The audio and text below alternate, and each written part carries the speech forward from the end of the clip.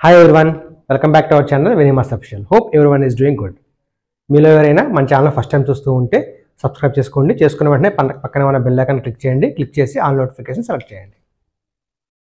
ఈ మధ్య చాలామంది ఎక్కువగా నన్ను అడుగుతున్న క్వశ్చన్ ఏంటంటే అండి, నా అకౌంట్ జస్ట్ ఫ్రీజ్ అయిపోయింది, నా బ్యాంక్ అకౌంట్ ఫ్రీజ్ అయిపోయింది, దాన్ని ఎలా అన్లాక్ చేసుకోవాలి, నా అసలు అకౌంట్ ఎందుకు ఫ్రీజ్ అయింది, ఏంటి ప్రొసీజర్, ఎవరు ఫ్రీజ్ చేస్తున్నారు ఏంటి.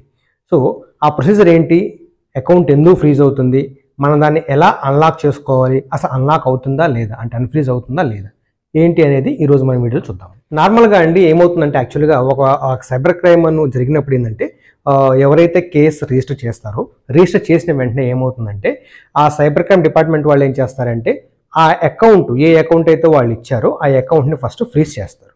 సో ఫ్రీజ్ చేయడం అంటే ఆ అకౌంట్ నుంచి అమౌంట్ ఎవరికి వెళ్లకుండా ఫ్రీజ్ చేస్తారు, అంటే అకౌంట్ నుంచి విత్డ్రా చేయలేరు అమౌంట్. ప్లస్ ఇంకోటి ఏం చేస్తారంటే, ఆ అకౌంట్ నుంచి ఏ అకౌంట్స్కి డిఫరెంట్ అకౌంట్స్కి వాళ్ళు ట్రాన్స్ఫర్ చేస్తుంటారు చూసినారా, ఆ అకౌంట్స్ కూడా ఫ్రీజ్ చేస్తారు. అలా ఫ్రీజ్ చేసినప్పుడు ఇక్కడ ఏమవుతుందంటే, ఒక సైబర్ ఫ్రాడ్ చేసిన వ్యక్తి అకౌంట్ ఫ్రీజ్ చేసినప్పుడు ఆటోమేటిక్గా అమౌంట్ పోకుండా ఉంటుంది, కాబట్టి అమౌంట్ కోల్పోయిన వాళ్ళకి అది బెనిఫిట్.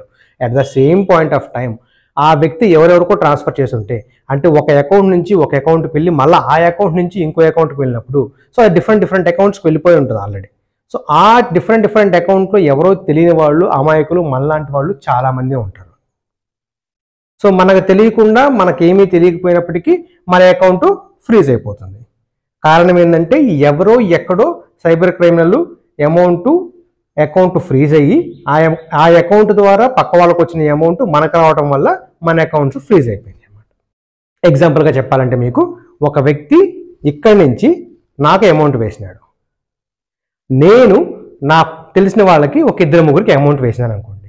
సో నేను ఇక్కడ జస్ట్ తెలిసిన వ్యక్తి దగ్గర నుంచి అమౌంట్ తీసుకున్నాను, మీరు అంటే వేరే నేను ఎవరికైతే అమౌంట్ వేసినానో వాళ్ళు నా దగ్గర నుంచి అమౌంట్ తీసుకున్నారు. ఈ 3 అకౌంట్లు కూడా ఫస్ట్ అకౌంట్ని చూసినారా, ఆ అకౌంట్ మీద కేసు రిజిస్టర్ చేసినప్పుడు ఈ 3 అకౌంట్లు కూడా ఫ్రీజ్ చేస్తారు. సో ఇలాగా మనకి తెలియకుండానే మన అకౌంట్ అనేవి ఫ్రీజ్ అయిపోతూ ఉంటాయి. ఇంకా ఏంటంటే, ఈ మధ్య ఎక్కువగా జరుగుతున్న స్కామ్ ఏదన్నా ఉందంటే investment scams, Telegram task scam.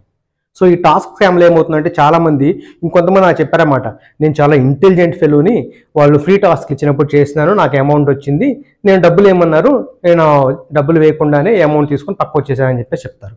So అలా పక్కకు వచ్చినప్పటికీ వాళ్ళ అకౌంట్లో అయితే అమౌంట్ పడింది కదా, ఆ అమౌంట్ వేసింది వేరే వాళ్ళు ఎవరో. అటువంటి అకౌంట్స్ కూడా ఫ్రీజ్ అయ్యే ఛాన్సెస్ ఎక్కువగా ఉంటాయి.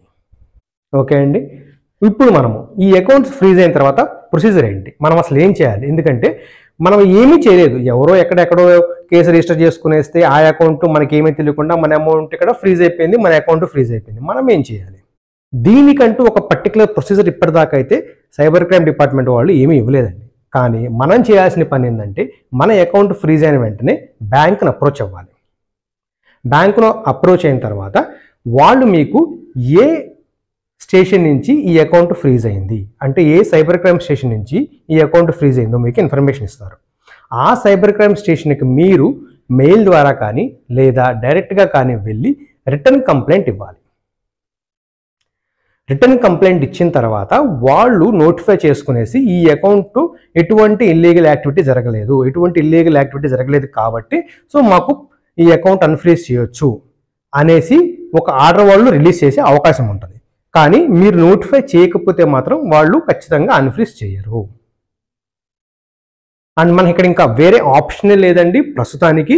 ఖచ్చితంగా మనము ఎక్కడైతే సైబర్ క్రైమ్ డిపార్ట్మెంట్ ఏ పోలీస్ స్టేషన్లో మీ అకౌంట్ మీద కేసు రిజిస్టర్ అయ్యి ఎక్కడైతే ఫ్రీజ్ చేసినారో అక్కడికి వెళ్ళి మీరు ఖచ్చితంగా వాళ్ళకి రిటర్న్ కంప్లైంట్ అనేది ఇవ్వాలి. అలా రిటర్న్ కంప్లైంట్ ఇచ్చిన తర్వాత ఆ కాపీని తీసుకొచ్చి మళ్ళీ మీరు బ్యాంక్లో సబ్మిట్ చేస్తే దాన్ని వాళ్ళు అన్ఫ్రీజ్ చేసే అవకాశం ఉంటుంది. కానీ ఇది కూడా ఫైనల్ కాదు. దీనికి ఇంకా అన్ఫ్రీజ్ అవడానికి ఎటువంటి గైడ్లైన్స్ అనేది డిపార్ట్మెంట్ వాళ్ళు ఇవ్వలేదు, ఎందుకంటే అమౌంట్ కోల్పోయిన వాళ్ళు పూర్తిగా అమౌంట్ రికవర్ చేసుకోవాలి కాబట్టి. సో ఇంకా ఇటువంటి గైడ్లైన్స్ అని ఇవ్వలేదు అన్నమాట.